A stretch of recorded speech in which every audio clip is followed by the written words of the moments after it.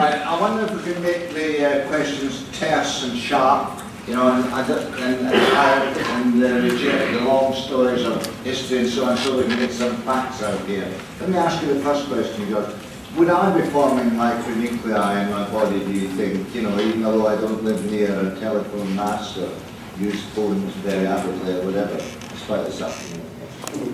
As a background. Yes, I'm worried about, you say all these things are happening, but good science depends on good controls, where you've got an alternative, and you can see that what happens in relation to phones or radiation is happening in other people who don't use them. Okay. It's very clear in the research that is published in peer-reviewed journals that the incidence of micronuclei following exposure to information-carrying radio waves is much higher than the background incidence of micronuclei.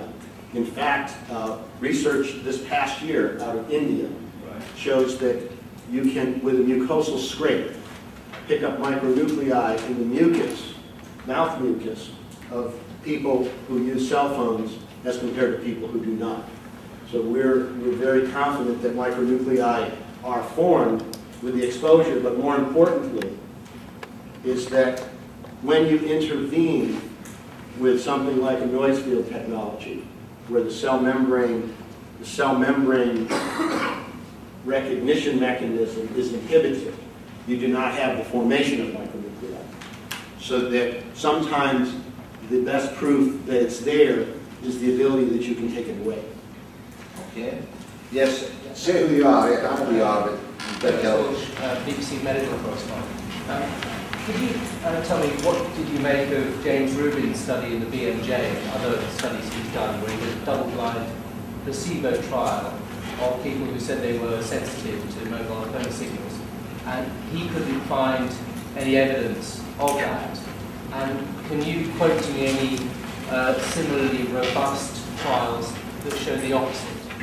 Well, our experience with our registry is that, and our experience with clinicians who treat these patients, I think it's a very different database from the database that's in a constructed trial, is that the different exposure windows impact different people in different ways. And there are different pieces of those exposure windows, different frequencies that may trigger responses in some people and not trigger responses in other people. The other thing that we have is that the mechanism of harm that we now understand, which is disrupting intercellular communication, can lead to a whole host of different pathologies. It's a fundamental pathological deficit that we're inducing here. So that when I look at the studies that attempt to control the type of response that you might get from a fundamental pathological disruption, I think that you would have to design a study that would be able to look at hundreds upon hundreds of alternative exposure effect responses. I don't think it's possible. And that's why we have focused our efforts on dealing with the doctors. Because what happens when a doctor is going through a differential diagnosis, he'll try something and then it won't work. And then he'll try something else. And then it might work a little better. And then he'll try something else and then it'll work. That type of information is only gatherable at the clinical intervention level. And with a moving target like electrohypersensitivity, we feel that that's the only way that we're going to get information soon enough to help patients. Now keep in mind, our orientation is not research. We are trying to help patients. We are trying to provide recommendations for intervention. And in the public health paradigm, one of the basic tenets has always been that you need to be able to understand enough about a disease process to be able to prevent it. And that is the baseline that we follow. You want to come back? You understand how difficult it is when evidence-based medicine is what we are all supposed to go on. What you put forward today is very, very worrying. And then, as you say, there are thousands of people who report these symptoms, but without trials which can show can prove what you're showing. I mean, you have basically a theory. Well, I don't have basically a theory. We have clinical data. And let me respond. I think that you hit on something very important. What you need here in the UK is a post-market surveillance system.